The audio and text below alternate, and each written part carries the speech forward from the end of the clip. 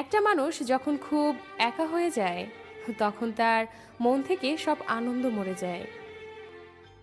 মনে কষ্ট থাকলেও মুখে হাসি নিয়ে এগিয়ে যেতে হবে, কারণ এটাই জীবন।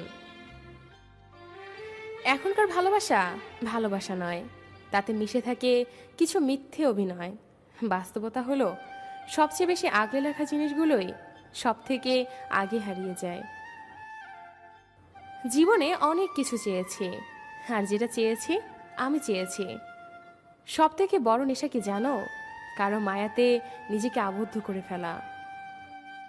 প্রিয় মানুষগুলো যখন মন খুলে কথা বলে তখন সত্যি অনেক ভালো লাগে। বাস্তবতা হলো প্রয়োজন ছাড়া এখন কেউ কারোর সাথে কথা বলতে চায় না। কতটা ভালোবাসি জানি না, তবে রাতে ঘুমানোর আগে এবং সকালে ঘুম থেকে ওঠার পর শুধু তোর কথাই মনে পড়ে।